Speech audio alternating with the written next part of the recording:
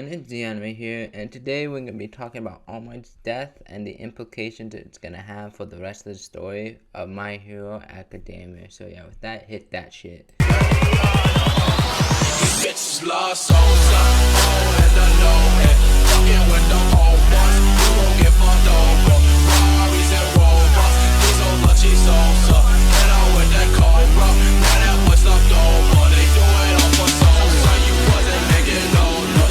Okay, well, before I begin, I'd just like to say that this is going to have heavy spoilers, even for manga readers, because this is going off spoilers that I did get. So, yeah, if you don't want to be spoiled, then just click off the video. But if you're fine with spoilers, then hey, let's get into it. So, basically, if you did not know, Allmight died in the most recent chapter, or presumably is dead in the most recent chapter of My Hero Academia. And the way that this happened is that a grenade was thrown into his car and it basically blew up his car. Now, there is always a chance that he's not dead because we never saw a body, we never saw like blood or anything, like guts flying out of his car or anything like that. But it's a high possibility that he is dead.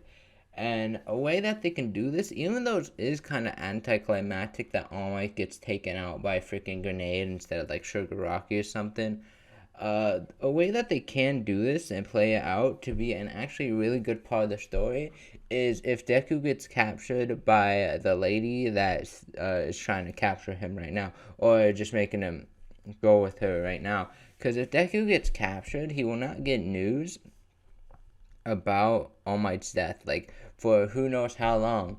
Like, we don't even know if this girl's working for All For One, or if she's working for, like, a different villain organization, so we don't even know if it's gonna be, like Overhaul, because he probably broke out of prison, or anyone like that. Like, it could be anyone's that this girl's working for. She could just be working for herself and found out that Deku's, like, the wielder of All For One, or whatever, One For All. So, really, it could lead up to anything, but if Deku does end up get captured, which if All Might is actually dead, I feel like they would have to do, because it would just make the story better than just him finding out that he got blown up and just getting like have a really sad moment. Have the sadness delayed until he's in a fight. So what could happen is, and what I think is going to play out if All Might is actually dead and it wasn't just like a close call or an homage to his death. Well, basically, Deku's gonna get captured, and either A, he's gonna be brought to the League of Villains where he's gonna fight him, and then randomly, like Shigaraki or All For One that's in control of Shigaraki's body will tell him the news of his master's death to like give him despair, which will do one of two things for Deku. It's either gonna put him at a huge disadvantage because he's gonna be moping and sad, or he's gonna use it to power further, and actually it's gonna make him question his morals and make him go through a moral dilemma, because if All For One ordered the death of All Might, which, you know, it would have happened, and Shigaraki wanted to kill All Might too, Deku may like almost go back on trying to save Shigaraki. He might actually just go full rage mode for a bit and just like have the intent to kill Shigaraki like fully, like full on, just doesn't care, just throwing massive blows after blows after blows after blows.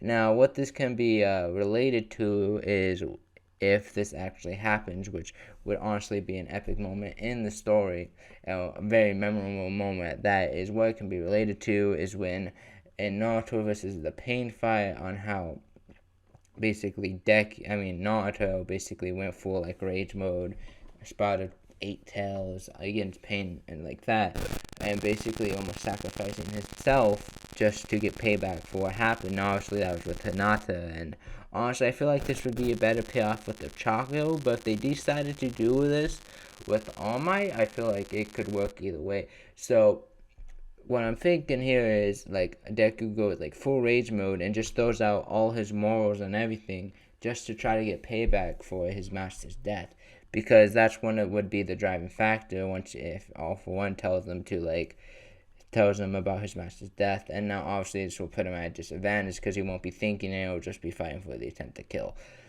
So honestly, either way, this can go for a major like implementation for a story. And now let's say if All Might's not dead, then a way that they can push the narrative that way is that All Might like kind of like sees himself as like, it kind of makes him recognize that he's no longer an indestructible force. Like he kind of already knows that on like how like Deku doesn't really need him anymore.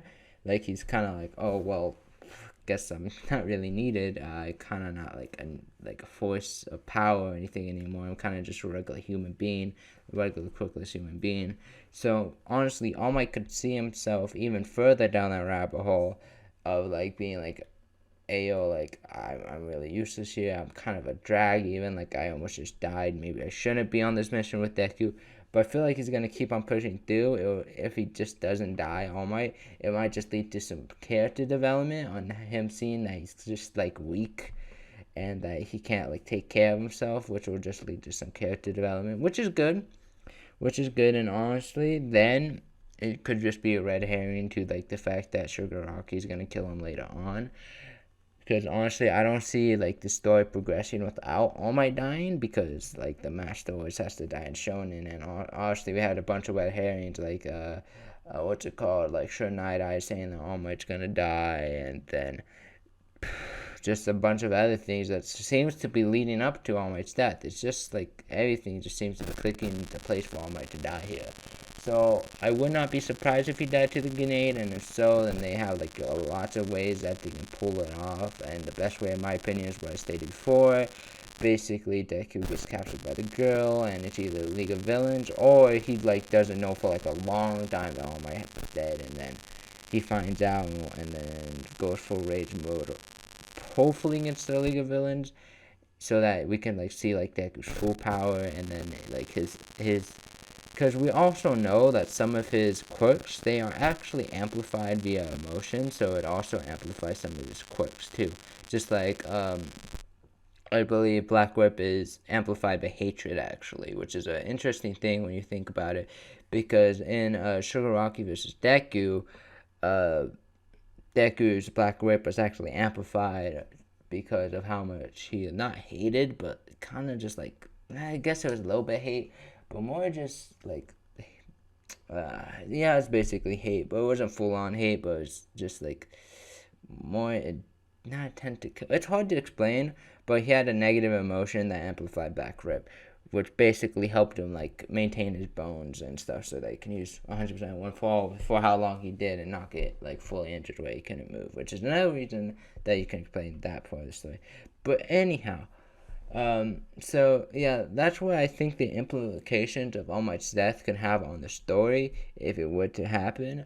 Honestly, I kind of hope that he didn't die at the same time, because dying to a grenade ain't the way to go. You know, die to Shigaraki, my guy, but hey, it's an unexpected way to go for All Might. So, I mean, I'm not against it, but I'm not with it either. So yeah, if you enjoyed this video, like, subscribe, whatnot. You have your free will, and yeah, Xanay, signing off.